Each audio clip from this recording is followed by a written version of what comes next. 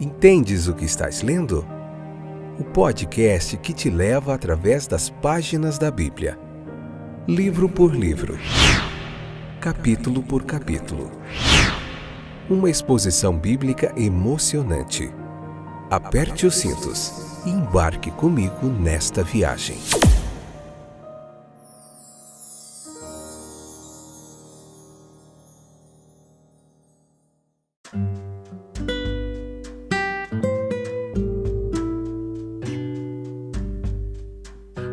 Olá, eu sou o Fábio, esse é mais um episódio do nosso podcast Entendes o que estás lendo? Tudo bem com vocês? Que alegria tê-los de volta aí para nós juntos estudarmos a Bíblia.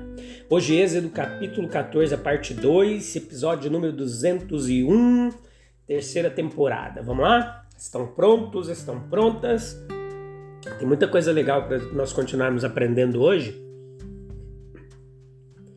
Deu engasgado aqui. Se puder, leia o capítulo 14 com calma, em silêncio, em oração, para que você entenda depois a nossa explanação aqui, beleza? Vamos lá então.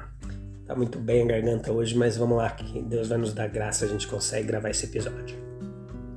Então Jeová diz a Moisés: eu endurecerei o coração de Faraó para que ele não deixe o povo ir. Êxodo 4, 21. Mais uma vez, assim que os tratos de Jeová com Faraó estavam começando, ele diz: eu endurecerei o coração de Faraó e multiplicarei meus sinais e minhas maravilhas na terra do Egito. Êxodo 7:3. Depois que a vara foi transformada em serpente, seu coração ainda estava endurecido. Êxodo 7:13.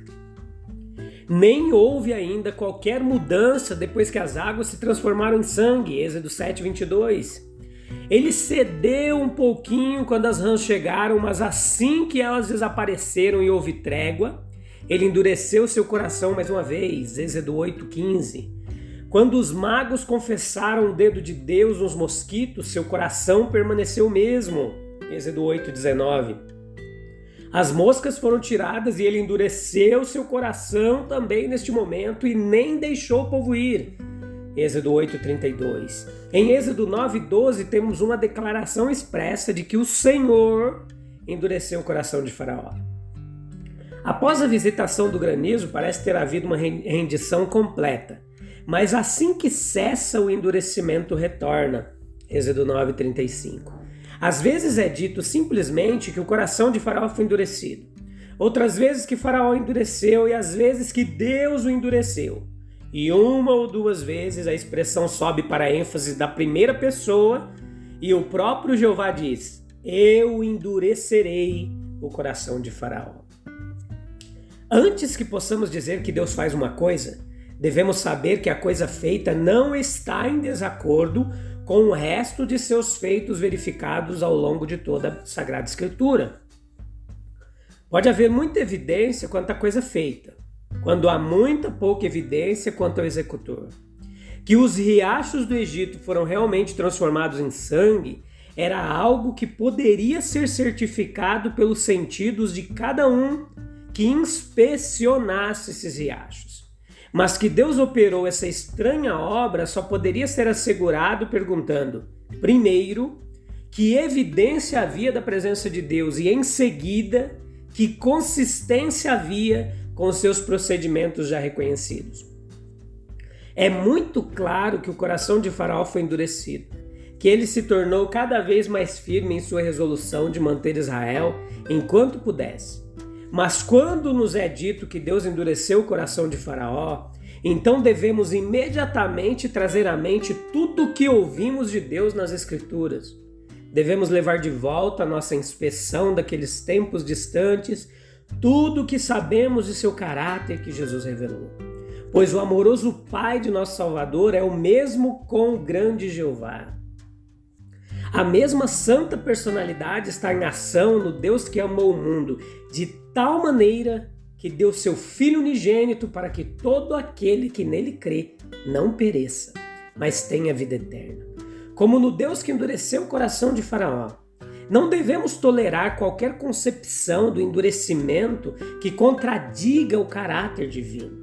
Qualquer visão dessa expressão que não se harmoniza com a revelação de Deus no Novo Testamento é, portanto, condenada. Certamente não há palavra no Antigo Testamento que mais precise ser vista à luz do Novo do que esta. Devemos então descartar de nossas mentes qualquer tipo de noção de que, ao endurecer o coração de Faraó, Deus embotou a sua sensibilidade moral, o tornou orgulhoso, indiferente à piedade, à justiça e ao cumprimento das promessas.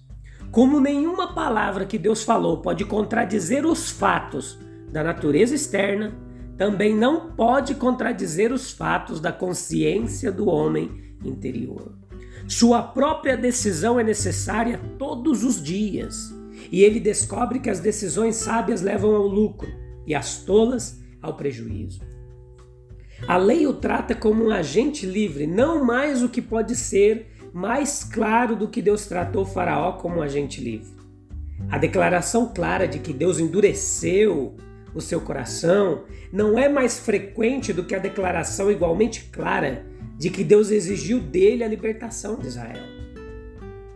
Considere nessa parte do capítulo, aqui do capítulo 14, do versículo 10 ao 23 em diante, o seguinte: a situação crítica dos israelitas, a sua posição, acampando à beira-mar, ao lado de Piairote, diante de Baal-Zefon, versículo 9. A primeira vista do mar provavelmente seria atraente para eles. Sua brisa, após a tediosa viagem pelo deserto, seria deliciosamente refrescante. Olhariam com admiração e prazer de criança para o espetáculo inovador que lhes apresentava. Eles se aglomerariam na praia para assistir suas ondas dançantes e, curiosamente, para ouvir sua ondulação suave na praia. No entanto, este mar, que é hoje a sua alegria e brinquedo, amanhã se tornará seu terror e desespero, a sua barreira. Quantas vezes acontecem as mesmas coisas que a princípio estamos dispostos a saudar com prazer, para acolher e se alegrar, e provam depois as nossas maiores causas de tristeza. As amizades que formamos, as barganhas que fazemos, a sociedade a que somos apresentados, etc, etc. A aproximação do inimigo, os filhos de Israel levantaram os olhos e eis que os egípcios marchavam atrás deles. Versículo 10. As montanhas estão ao redor, o mar está na frente e agora, situação terrível. Os egípcios estão perseguindo e próximos. Eles vêm em carros rodopiantes, em fileiras e mais fileiras de lacaios. As longas filas são vistas à distância. E Israel sabe que em 1 ou 2 horas a avalanche estará sobre eles, varrendo tudo à sua frente, enterrando-os na destruição. Eles estavam totalmente despreparados, eles estavam descansando, inflexíveis, não se preparando para a batalha. O ataque os pegou de surpresa. Não havia possibilidade, nas circunstâncias, de apresentar uma resistência efetiva ao inimigo, mas de fato, se as circunstâncias fossem tão favoráveis, essas hordas de escravos acostumados por tanto tempo a se agachar diante da vara do malfeitor, dificilmente teriam tentado. Quão crítica, quão perigosa, portanto, era toda a situação, um retrato daqueles estreitos da vida anteriormente mencionados, nos quais, tendo feito o máximo, não podemos fazer mais e não resta outra alternativa, senão a oração e a espera silenciosa em Deus. O seu pânico e desespero, versículo 10 ao 13, a aparição dos egípcios naturalmente lançou os israelitas em um estado do mais agudo terror. Uma observação aqui, a situação deles era realmente muito séria. Colocados em circunstâncias semelhantes, talvez não tivéssemos demonstrado muito mais fé do que eles. Eles não estavam acostumados à vida de liberdade. Leva tempo para ensinar aqueles que sempre foram escravos a apreciar as bênçãos da condição oposta. Eles carregam seus hábitos de escravo com eles para o estado de liberdade. Os israelitas ainda não tinham muito conforto na sua emancipação.